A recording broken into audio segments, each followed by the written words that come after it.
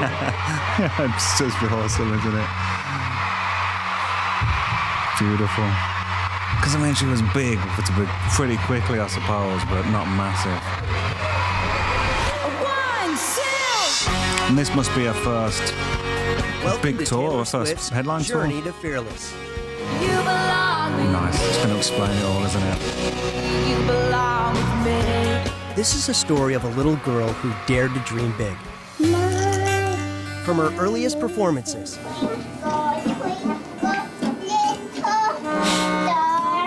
and we do mean early, to her first big break. That was my first huge crowd experience. Then I was addicted. I'm gonna love and the this. challenges along the way. And I went through periods of time where I didn't have friends. That was tough as a mom to hear the shunning. She didn't know it then, but even as a kid, Taylor Swift was fearless. Hi, I'm Taylor. I'm 11. I want a record deal. If you give me a call, that would be awesome. We'll show you everything that went into making Fearless happen and share with you the inspiration behind some of your favorite songs. It was a song about a breakup that I had to really address. Come on the road with Taylor for her first headlining tour. Spend the next 3 nights backstage, on stage, and around the world for Taylor Swift's Journey to Fearless.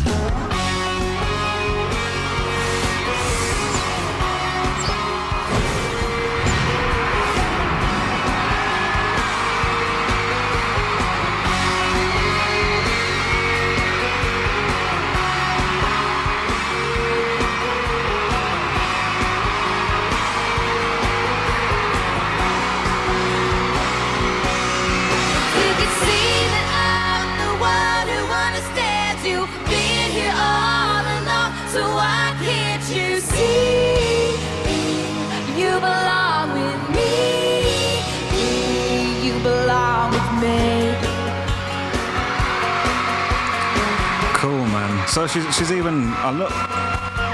You're on the phone. Because the song doesn't begin with the chorus line like that, does it?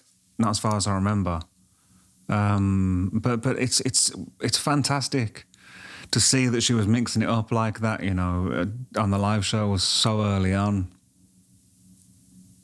Because it does deserve something else live, doesn't it, you know? Music. Phone with your girlfriend, she's upset. She's going off about something that you said. She doesn't get your humor like I do. I'm in my room, it's a typical Tuesday night. I'm listening to the kind of music she doesn't like. She'll never know your story like I do.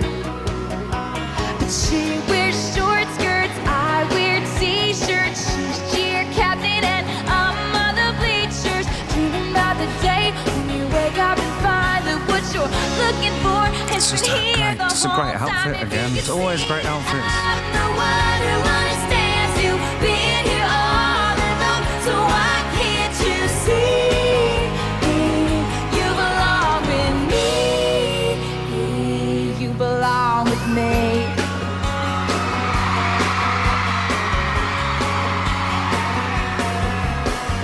Walking the streets with you and your Those hot digital cameras, man. How fast time moves, though. Laughing on a park bench, thinking to myself, isn't this easy? You've got a smile that can light up this whole town. I haven't seen it in a while since she brought you down. You say you're fine, I know you better than that. Hey, what you doing with a girl like that? She wears high heels, I wear sneakers. She's cheer captain and I'm on the bleachers, dreaming about the day when you wake up and find that what you're looking for has been here the whole time. If you could see that I'm the one who understands you, been here all along. So why can't you see you belong with me?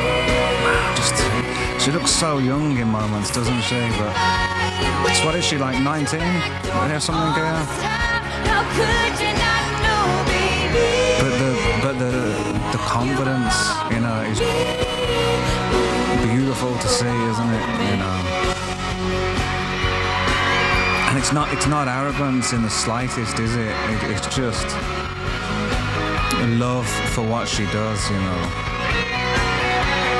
and a desire to do it well. Driving to my house in the middle of the night. I'm the one who makes you laugh when you know you're about to cry. I know your favorite songs and you tell me about your dreams. Think I know where you belong. Think I know it's with me. It kind of reminds me of one of my sisters who there was a meme going around a while ago. I don't know if you've seen it, of two little kids, a little girl and a boy, and I don't know, only of like 5-ish years of age, and the little girl is leaning into the little boy, you know, sort of, I don't know, leaning over towards him with I think a finger in his face or something like that, and the caption says, I'm not bossy, I just have leadership skills, and that was one of my sisters. She was the girl that would sort of get all the other kids in the street all together, and she would be like choreographing dance routines and all that, you know, and but for no other reason than she just loved it, you know, she loved doing it. And I'm sure we all know people like that, or have known people like that, and at this point in her career, I suppose, Taylor really embodies that kind of purity, I suppose.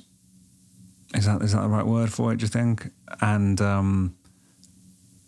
again, another one of the many reasons that I think she's become so successful is that she embodies that for a lot of people, I guess, that have been watching since the beginning, you know, and you can see just even up until everything she's ever done, it's all just because she loves doing it, you know. It's like a compulsion, isn't it? You know, it's beautiful.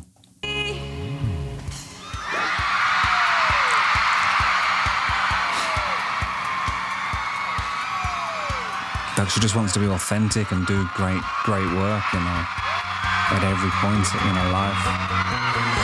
And what a great lesson that is for everyone, right? Who understands you've been here all along, so why can't you see you belong with me? Yeah. Standing by you, waiting at your back door all this time. How could you not know, baby?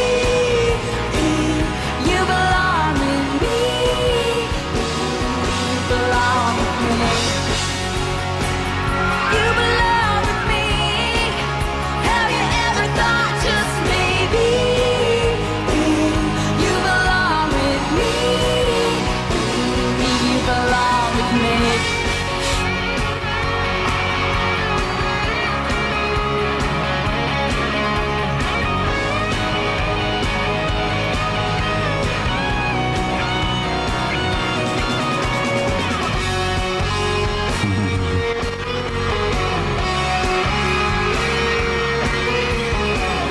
Man, to talk about self-actualization, man.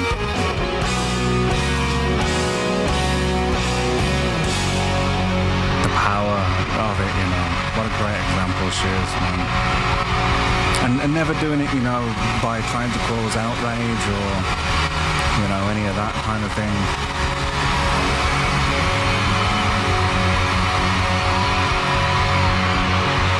I mean, even when she's talking about, you know, shitty guys or, you know, their own mental health or whatever it is, you know, there's like a wholesome nature always to it, isn't there? You know, even when it gets a bit dark.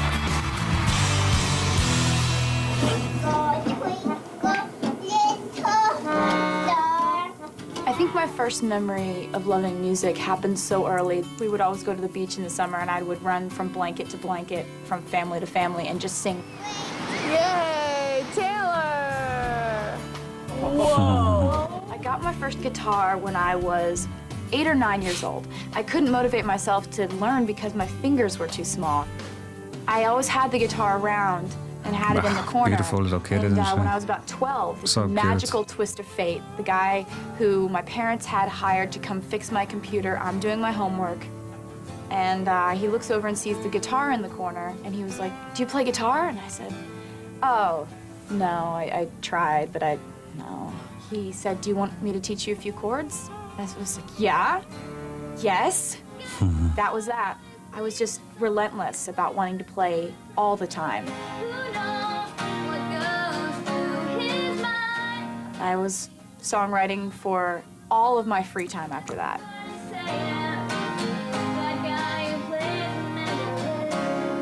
I think the first full song that I ever wrote was called Lucky You, and it was about this girl who dares to be different. At that time, that was sort of, describing herself. I got teased a lot, and I got made fun of a lot, and I, went through periods of time where I didn't have friends. Because all the other little girls were going to sleepovers and playing soccer, and Taylor wanted to sing on a stage, and that was a little bit different.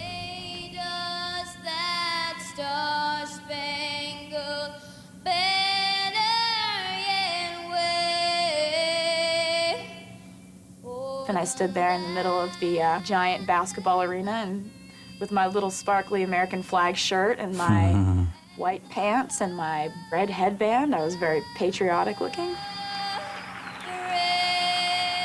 I don't think I had ever been that nervous in my life. Once again, Taylor Swift. That's so They would cute, do a man. write-up in the local paper, causing a not-so-fun day for me the next day at school. My worst time of the day kids are was when I fucking- went to go pick up Taylor at school. Little and shits, I aren't they, man? would know that things maybe hadn't been so great that day at school, and so I knew I was going to hear whatever happened. And so that was tough as a mom to hear the It's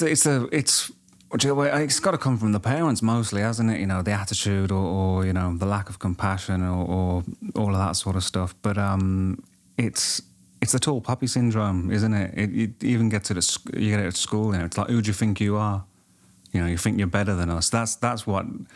Although they may not be saying that, specifically, and whether they even know it or not, I think that's what people mean, isn't it? It's I don't know if it exists in all cultures or what, but certainly, from as far as I can tell, in the English-speaking countries, right, that tall puppy syndrome, just because it shows people up, doesn't it? I think. But, and again, whether people realise it or not, it highlights the fact that they're not doing all they can to be who they can be, and maybe kids really have got no chance of really understanding that. And yeah, I don't know. I guess it's more complex, but you know what I'm going on about, right? ostracizing that went through, literally the shunning that would take place at school, where she would sit down at a table with her lunch tray and everyone would move. As a parent, there is nothing more painful than hearing that your child is in pain. You'll take any bullet for them, but you realize that this is also something that they have to go through. So that's when I got it in my mind that there was this magical place called Nashville where dreams come true, and Faith Hill got discovered. And I thought to myself, Nashville? Well, I've got to go there. I begged my parents for, I think, a solid year. Please, can we take a trip to Nashville? Just nonstop. I want to go to Nashville, just relentlessly. It was all she talked about. So on spring break, we went to Nashville to go check it out. Everyone you meet in Nashville has the same dream, and a lot of them wanted to be exactly what I wanted to be, which was an artist, and want to be on the stage in front of a lot of people. It's like LA for would, actors, I suppose. Say, that's Mercury Records, pull over. I need to run my demo CD. I'd get out and I'd run up to the door. Hi, I'm Taylor. I'm 11. I want a record deal. If you could give me a call, that would be awesome. And I knew that I had to figure out some way to be different, some way to get better and have more to offer. Music was something that was so necessary for me to be happy. I would play for hours. Right, so I didn't even get a guitar, I suppose, until I was about 15, which was 2001. So she's doing that in like 2000, man. Like, phew. Hours Wow. until my fingers were bleeding. She never put it down. She wouldn't put it down. We'd have to literally say to her, all right, put the guitar down, come to dinner, then you can go right back and play. But it became a matter of forcing her to put it down at that point. I just fell in love with it.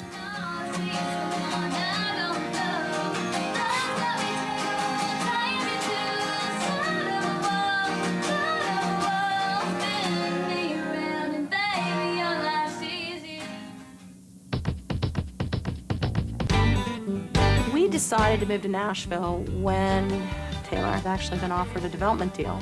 At that point, we knew we weren't just proud parents and that maybe we should put her in the area where she could make the most of it.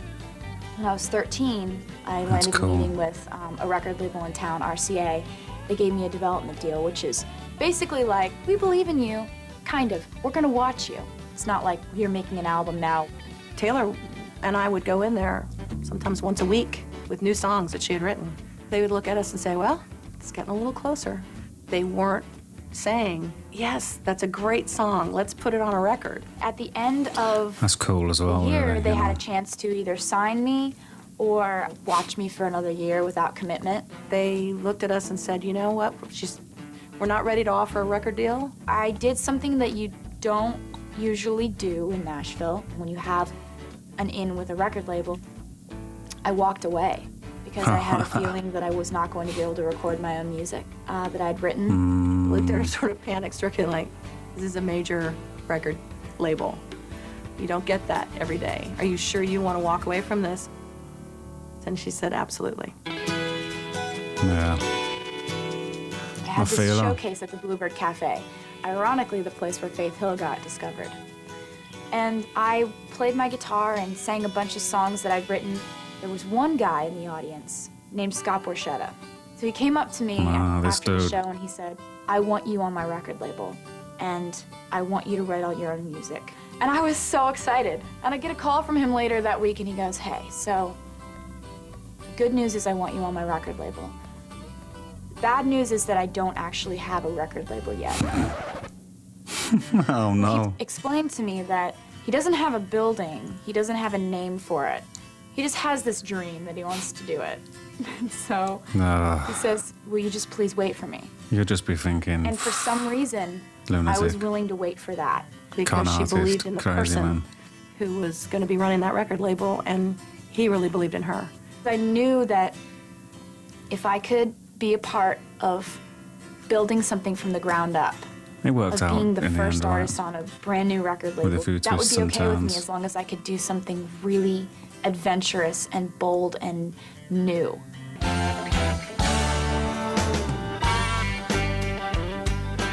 So I signed my record deal with Scott Borchetta, and I was making an album full of songs that I had written by myself. This little red thing, this red guy is the best windscreen you got, so they won't hear that. It's awesome. There was no inclination that this was gonna work out. Thanks for watching. If you would like access to the full thing and loads of other extended content, Taylor Swift, One Direction, Miley Cyrus, videos of me playing my songs and others, link in description.